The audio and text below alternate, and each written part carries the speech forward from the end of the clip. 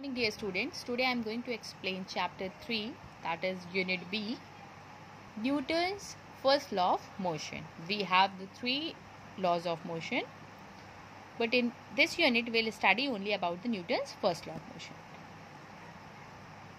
Before beginning the law, I am going to take some examples. Okay, you have seen that if the cycle is in motion, then it remains in motion until the brakes are applied on it. Okay, if the car is in a state of motion, it remains in motion unless and until the force brake is applied on it. Okay, if the ball is in rest position, if it is kept, then it remains in rest until we kick it or when we apply the force on it.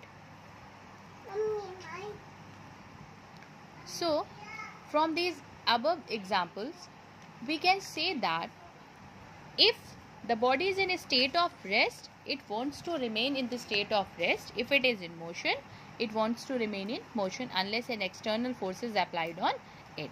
If the body is at rest, it remains at rest. If it is in motion, it remains in motion, continue its motion unless an external force is applied on it. So the Newton's first law of motion is, if the body is in a state of rest, it remains in rest. If the body is in a state of motion, it remains moving or it remains in the state of motion unless an external force is applied on it. This is the Newton's first law of motion. If the body is in a state of rest, it remains in rest. If the body is in motion, it remains in motion unless an external force is applied on it. Unless an external force is applied. Okay. So for understanding the Newton's first law of motion, we have the 2 definitions. First is inertia. What is inertia? Inertia is the property of an object by virtue of which it tends to retain its state or of rest or motion is called the inertia. It is the inherent property. It is the inbuilt property of the body by which it opposes the change in its state. If the body is in a state of rest, it remains in rest. If the body is in a state of motion, it wants to remain in motion unless an external force is applied on it. For example, if you are sitting on the on your seat, you want to remain there unless your teacher asks to stand. If you are out of the class, you don't want to come in the class unless you are asked to come in the class. Okay, so this is the inherent property of the body, that if the body is does not wants to change its state. Body does not want to change its state. If it is in a state of rest, it wants to remain in rest. If it is in a state of motion, it wants to remain in motion. Okay, and the next is force. Force is the external cause which tends to change the state of the body, because when the force is applied on the body which is in a state of rest, then it comes in motion. If it is in motion and the force is applied on the body and it comes in rest, it means that force is the external cause which tends to change the state of the object. Okay, next we have mass and inertia. As we have seen that the heavy mass requires more force to change its state. For example, you have a stone of 5 kg and a stone of 50 kg. Then 50 kg stone will require more force to change its state. If both are in state of rest, then it requires more force to change its state. It means that the body which has more mass has more inertia. There are 2 kinds of inertia. The first is inertia of rest. And the second is inertia of motion. We have the two type of inertia of rest and inertia of motion. Inertia of rest, if the body is in a state of rest, it wants to remain in rest unless an external force is applied on it. Inertia of motion, when the body is in a state of motion, it wants to remain in motion unless an external force is applied on it. Okay, we have some examples of inertia of rest. You have seen that when the train suddenly starts, then the passenger tends to fall forward.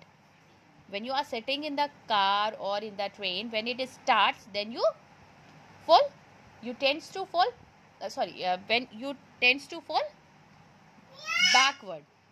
If you are standing or if you are sitting, then you tends to fall backward. For example, you are in a state of rest, okay? When the car starts, you are in state of rest when you are sitting in the car or in the train. You are in the state of rest, okay? So because of the inertia of rest, you want to remain in rest. But when the car is when the train starts moving, okay, you want to remain in rest, but the car or the train is in motion. It has come in motion. So when it moves, then your body wants to remain in the state of rest. But with the car or with the train, you comes to forward, but your body wants to remain there only. Because of that, you tends to fall backward, okay? The second example is when the hanging carpet is beaten with a stick, the dust particle starts falling on it. You have this hanging carpet. You have number of dust particles on it. When we beat it, then they are in a state of rest. They want to remain in rest. Only this carpet comes in motion. It moves from here to other place. But these dust particles remain at the same place, and because of the gravity, they fall down. Okay? Inertia of motion.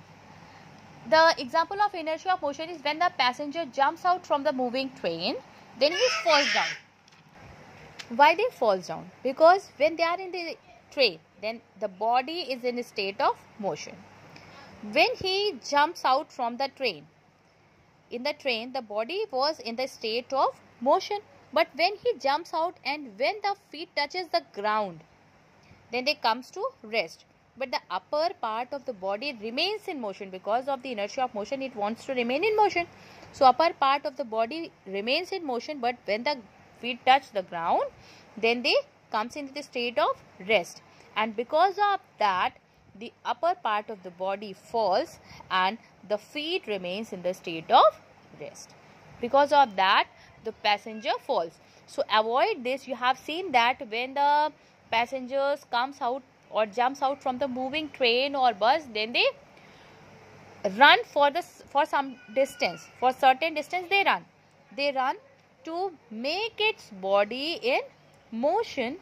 The passenger runs some distance and then comes in motion to make his body in this, to change the state of motion. Okay, so I hope it is clear. If you have any queries, then you can ask. Thank you.